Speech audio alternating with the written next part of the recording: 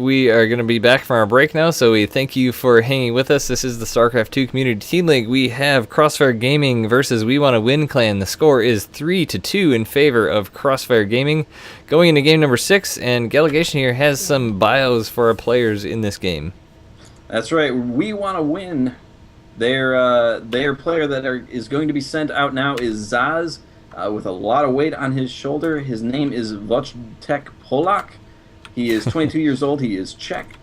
He's also a college student studying chemistry. He joined WeWannaWin in August of 2011 and is a key player for their 2 versus 2 leagues, and currently plays a lot of World of Warcraft, apparently, going up against his opponent from Crossfire Gaming, which is going to be Kippy. Kippy is an American Zerg player, and he is a college student at Ohio State University. Started playing at the release of Wings of Liberty, and he has achieved Grandmasters last season. His favorite matchup is Zerg versus Zerg, and his least favorite is Zerg versus Protoss. Dun to dun. Well, as we are going to be going into a Zerg versus Protoss, we will see what happens. This is going to be game number 6. Our score is tied 3-2, as we mentioned. Crossfire Gaming has the advantage by 1. Will they be able to close it out in this game, or will we go to a game number 7? We will see as we jump on into Habitation Station on the upper right-hand corner. Sporting the color yellow and representing We Want to Win, he is Zaz. And in the top left-hand corner, going into his least favorite matchup, it is Crossfire Gaming's Kippy. So yet another PvZ. We saw a really great one in the last game. Again, one of those repetitive things. PvZ, definitely one of my favorite matchups to cast, as I love the Protoss race, and actually don't mind playing the Zerg race all that much either.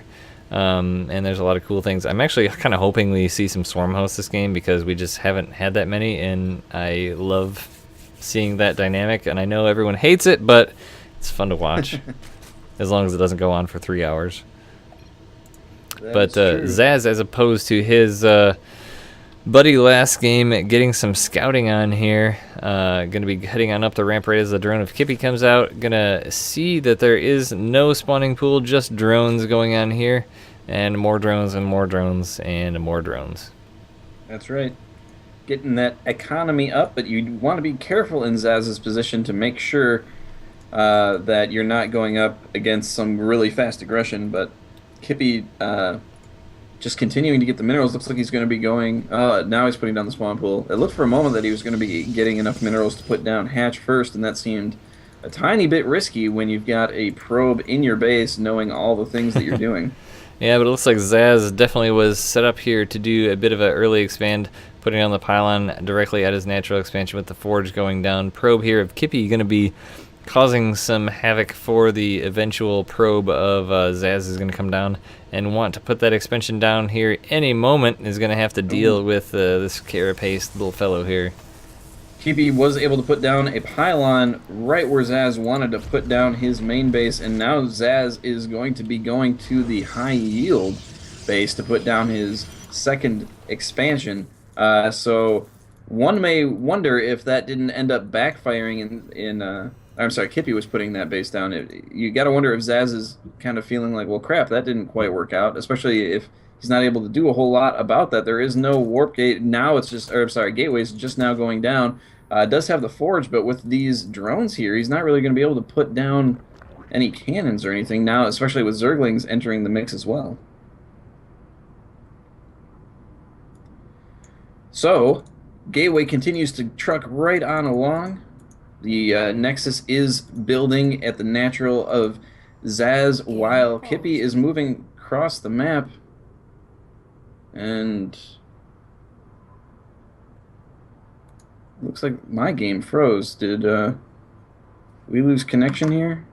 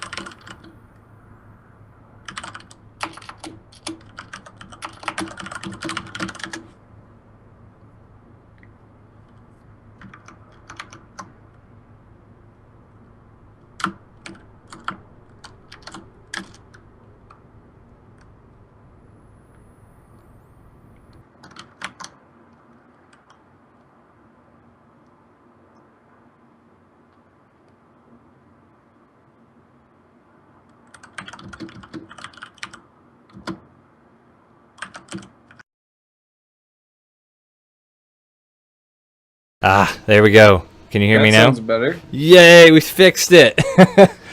Something happened and all of my sound went away. All right. Thanks for... Well, alrighty then. Yeah, sorry. You said the game locked out, and that's because I paused it. I didn't really want you to have to continue on all by yourself with me trying to observe, trying to guess what you're saying just by seeing your lips move on the screen.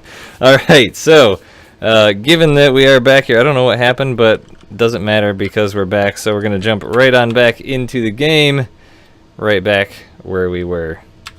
Game resumed. All right, crisis averted. What were you saying, Gallegation? So those Zerglings are running across the map chasing down that probe, and it looks like they are going to have a hard time catching it as they don't have speed. But yeah, it seems as though, I mean, unless Zaz is able to put together some kind of warp gate aggression here, having blocked that natural could be the best thing that could have happened to Kippy, as his high yield expansion is going to be finishing up right now. He's going to want to try and defend it as best as possible. And sure enough, here comes the large drone transfer here. Whew, yeah, absolutely. And if you're going to get a high yield, you definitely might as well take the time to walk those drones over there to get it. But it does take you a few minutes to make that money back you lost, but not a big deal. But, I mean, what do you think is going to be the best response here? I mean, given that he does have the added income of the high yield, obviously a big Zergling push isn't really going to get a whole lot done, as we saw last game. It's difficult to get that in once the Protoss wall here at the natural is established. So, what say ye, Gallegation? Well, you know, it's hard to say. I mean, if you can, with the sentries, and that's exactly what Zaz is doing here. It's hard to really make Zerglings work against a Protoss wall unless you can do something strange like a Nidus Nexus, for example, which there, conveniently enough, is a Overlord that's placed close enough to be able to deal with it. Although he's going to sack it right now to try and see what his opponent's going to be doing. You know, you could try and get into bigger tech. You could get, you know, like go straight for lair and start getting into some air type things. But we'll just have to see what ends up happening. Kippy now moving that Overlord that is doomed to die and see nothing in the process. Was looking for the Robo that is in production. Although I guess he did probably see that. He definitely did see it. We checked that out when he came over, so he's going to know that's coming down. So what that basically tells him that there's not any Stargates coming down right away, as that's probably the biggest thing that could be fearing Kippy at the moment, as it's going to take a bit for a ground army to get established here. There is a probe here, looks like sort of stuck behind the Robo here, but it looks like it's going to be Warp Prism coming out, so we're going to try and get some Warp Prism harassment. We saw this the other day with, you know, like 2 sentries and a couple stalkers loaded up into a Warp Prism, then moving over and doing a big warp in of Zealots. And if you can just segregate a lot of drones at an expansion, you can really get a lot done. But there is one Zergling for Kippy outside the natural expansion of Zaz to spot any move outs. Really great vision and map control here from Kippy. Absolutely. He's got that Zergling that's in the high yield expansion as well. That will be right in the line that this Warp Prism would take to get over. It looks like it's waiting on this Immortal and is going to do an Immortal drop potentially. Another Overlord is sacked to try and get more vision. Oh, it looks like those sentries are loading up actually. Yeah, wow, the production here for Kippy is really interesting. He's really getting a lot of Zerglings. So interested to see what he tries to do with this. But Hydralisk coming down as well, as the Hydralisk Den is in production. Zerglings headed out across the map. Still does not have speed. Speed is getting close, but the drop is coming at the expansion. Force fields go down. Do protect the sentries quite well. Zerglings segregated out as well. Oh my gosh. Yeah, but they are containing this attack as well. A lot of Zerglings are dying, but the drones continue to mine as the Lings are what's really taking the damage now. It looks like the Zealots are trying to get in there, but really, I mean, killing a lot of Zerglings, but really not a whole lot of drones here. But, I mean, did kill a lot of Zerglings. That's still something definitely to be concerned about. Now, as the Warp Prism is still there and can continue warping in Zealots, Kippy does have to figure out something to do about this, as the Zerglings have been taken care of. Now, Queen's under attack by the Zealots. Does microback one Queen to try and keep it alive. Gonna have to pull the drones out as a couple more Lings come in to try and wrap this up. Hydralisk now popping out. Yep, and they're running for that Warp Prism, and that sees it as it's time to make an exit. The Zealots are left behind.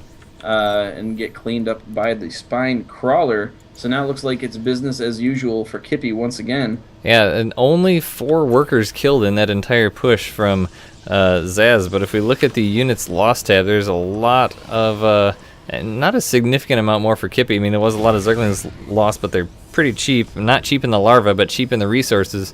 1,500 to 1,100, so not too far behind. But I think Zaz is going to be actually a bit disappointed here that he got these Immortals, as the unit of choice was Hydralisk. I think he was probably expecting Roaches. Yeah, those aren't going to be very effective against this composition. But I mean, I really like this composition from Kippy. It's very aggressive, but it's difficult because it's it's very squishy. So if you get it out of position, then you can be in some decent trouble there. Looks like Zaz is kind of attacking from the low ground without Blink Stalkers. Just the Mothership Core doing some damage. There is a Warp Prism to try and help this out. Lots of Stalkers though, and the Hydralisks are moving in. Some decent force fields, and it does shut the majority of them out. So there looks like Zaz did try and engage there for a moment. Yeah, just really trying to keep the Hydralisk back and segregate the Zerglings. I mean, I think what he's doing here with this War Prism is trying to make the threat of doing Elevator up into this base, which is why I think Kippy kept the Hydralisk back there a little bit. Now Force Field's coming down, trying to separate the Hydralisk as much as he can to get some damage done, but starting to run out of energy there, so the Hydras are going to be moving across the map with those faster little leggies that they have on the bottom of their carapaces, moving up the ramp, but the Force Fields were in good position there to sort of separate them and make them... Absolutely, but brilliant play there by Zaz as he's leading the majority of the army of Kippy away as a drop is forming in Kippy's base. Zaz does need to engage with these Zealots as the army is streaming back, but Zerglings are just so fast, he's not really going to be able to get a whole lot done, it seems, as by the time they're really able to take out a whole lot of this, the the Hydralisks are going to be there to take care of it, and sure enough, that gets cleaned up. Absolutely, but with +1/+1, those Zealots can kill quite a lot of Zerglings. They absolutely can. Not taking a lot of damage and doing quite a bit of damage, actually. But Zaz being smart here now, seeing that Hydralisks are in the field, puts down the robotics facility, has Colossus on the way with Colossus range shortly there behind. These Immortals still just kind of being a little bit of a threat here, but now the army size is getting quite large for Kippy, 73 to 50, moving on to make sure there's no third base going down for Zaz, which is going to be a real problem for him now, as he's starting to have been on 2 bases now for a very, very long time. Yep, Colossus are now entering the fray, but as almost by just rote reaction, the Spire is going down as well, so those will be able to be taken care of without too much difficulty in a few moments here. Infestation Pit going down to be able to get to that Hive Tech. I actually like the move of Kippy right there. I mean, he moved down with his full army, ready to take out the third base of Zaz. Saw that there was no third base and said, okay, you're on 2 bases, I'm fine with that. I'm just going to pull on back and defend. I mean, he saw that... taking another expansion, too. So he says, fine, you want to be on 2 bases, or I'm forcing you onto 2 bases. I'm going to move up to 4 and force you to be the aggressor, try and defend. Now that Colossus is doing damage to that high yield, and the Queen trying to be a hero... decides it's not worth it, runs back. These Hydralisks deciding not really to engage just yet. I mean, there are a lot of sentries here, but one Colossus is going to be still tough to deal with, and now nice force fields go down. Second Colossus is going to reinforce from the back. Yeah, and this is going to be pretty difficult for Kippy here, as all of his units are light. Colossus are chewing through this, but Corruptors do come in almost just in the nick of time here, and they're going to be able to do some damage. The Colossus continue to do huge damage to these Hydralisks that are giving chase, though.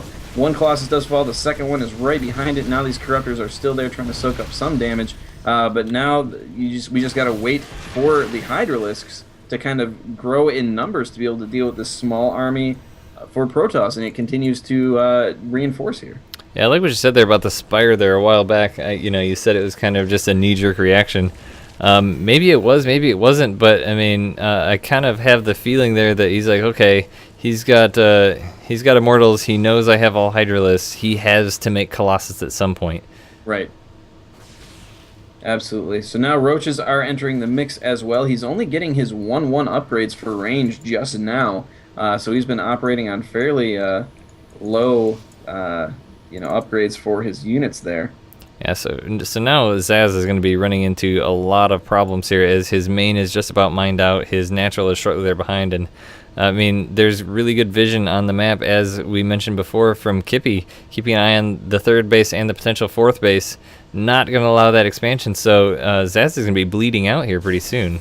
Yeah, and he's kind of throwing everything he's got into one last push here. The Colossus continuing to try and take down whatever production it can on the economy side, still doing some decent damage. And if it's, I mean, those Corruptors kind of getting out of position. One does fall. He's got to be real careful here, and Zaz is doing a really good job of jerking this army around. It is quick, but if it gets up onto that high yield, then Zaz has a really good opportunity to kind of bottleneck it or trap it up on that high ground there. But it looks like Kippy decides he wants to engage this on his terms moving forward. The Corruptors are targeting down that Colossus, and Hydralisks and Roaches still trying to kind of be in the middle there. Those Corruptors still soaking up a bit of damage from the Stalkers, allowing those Hydras to get a lot more shots in. Colossus does fall, but one remains. Now he's going to have to pull on back, but getting on creep to give himself a bit more of an advantage here. I mean, this Corruptor's kind of playing double duty there. As I said, they're not only attacking the Colossus, but as Protoss, you have to make a choice. Do I just let them kill the Colossus and get what shots I can out of the Colossus, or actually attack the Corruptors and, in the meantime, let the Hydras do all that damage from the back? And despite the base advantage, only now are we starting to see some income discrepancy. I mean, they're fairly even here. Protoss is obviously a little bit behind its Zerg opponent, but considering it's 4 bases to 2, that's not good for Zerg. You want to have a much higher production, and it's showing in the numbers here. He's just completely broke. Yeah, absolutely. The income number definitely edging more and more towards Kippy with every moment that goes by. Nice force fields there, segregating the Hydras out. They just cannot engage this army if they cannot stay together. And Zaz, likewise being wise with those force fields, does not have a lot of sentries left and not a lot of energy on those sentries, so not overdoing it. One Zergling now has seen the attempt at an expansion at the gold base here for Zaz, and now going to swing around to the bottom. This is a bit of a wider engagement point, but nice force fields blocks it off entirely. All those Hydras are going to be in the back. Corruptors in the front doing massive damage to the Colossus, but still Colossus getting in a lot of damage on that huge straight line of Hydralisks, just lining up exactly the way they want for those Colossus. That's right, and the Corruptors have been cleaned up now, and so these Hydralisks are just getting destroyed. The numbers on both sides are plummeting greatly, but holy moly, there's just not a whole lot left here for Kippy. Man, which is an exact turn of the tables. A minute ago we were saying how great of a position Kippy was in, given the number of bases, but Zaz using his army incredibly efficiently, not wanting this engagement on this smaller ramp here, but forcing it around the other side. But we'll see if he can continue that efficiency as he moves in. It looks like not quite the amount of forces that Kippy would like here. Yeah, and honestly, I feel like the momentum has kind of swung into Zaz's favor here now, because instead of his opponent having the high yield ready to go, now Zaz has the high yield that is pristine. It hasn't been touched, basically. So he's got a huge influx of minerals coming his way, while Kippy's kind of struggling to try and figure out how to get his economy going again. Yeah, absolutely. And, also now it's sort of a tech point for Kippy. He's getting his hive down. He's starting to make roaches, which is going to be, he's not going to be making as many units here while Zaz still has his army. Army supply is 59 to 75 in favor of Zaz, and that is not where you want to be as a Zerg. You always want to have that army advantage. So, I mean, really, Zaz, I feel like he could move in at any time right now and do significant, if not fatal, damage. Yeah, but he's got to be really careful, because if he loses his army, then he's in huge trouble too. And now it looks like Kippy's resource count is getting very high, really waiting for that hive that's just finishing up. Now he's getting those Vipers, which are going to be incredibly helpful against these Colossus. Yeah, they will, but man, it's going to be such an amount of time getting those Vipers out, and then plus powering them up. But a little bit of clutch force of Zealots down here at the bottom of the map, taking a moment to scout out any expansions of Kippy, sort of taking a page out of his own book. Now seeing that he has a bit of a lockdown here, wanting to make sure that Kippy doesn't get any further expansions up. That's right, but both players kind of taking a moment to really just tech up and get to where they need to be. Twilight Council is now coming down for Zaz, and it looks like he's taking the roundabout way to try and put some pressure onto this fourth base, which is really the main mining position for Kippy, and it looks like Kippy is kind of sensing that that's where the battle is shifting, as he's kind of let let it be known that his high yield is mined out. And so now it looks like Zaz is moving forward. Roaches and Hydras are standing there, but they are forced to retreat, and this base is just out for the count. Oh no, it looks like they were waiting for those Vipers. Now they're going to be moving in to try and engage.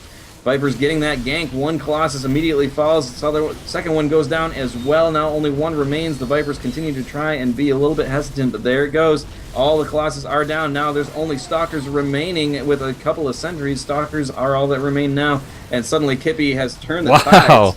So Kippy coming out and taking the final charge there. I mean, I was a bit skeptical of those Vipers, and honestly, it's in Kippy's benefit that Zaz just kind of sat back for so long, because he really did have a much more powerful army than Kippy did, but allowing him time to get up that hive, get the Vipers out, get energy, and then, like you said, those 3 ganks, and it's a totally different story.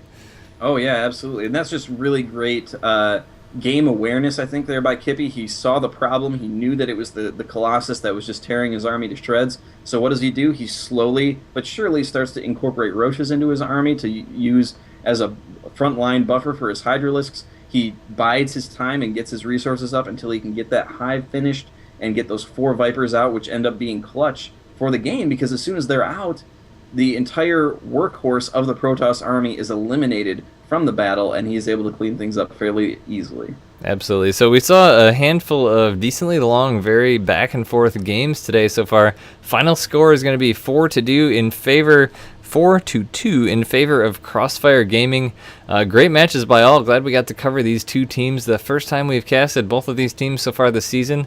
I'm sure we'll be seeing them again, but we're going to have an interview from the captain of Crossfire Gaming here in just a moment. We're going to take a quick 30-second break real quick, but do stick with us, because after our break we will refresh the last code that we gave out. We will not repeat them all, because you do have to tune in to get those codes, but the one we gave out a few moments ago we will repeat here before our interview, so stick with us for a couple seconds as we jump on into a break. So give me just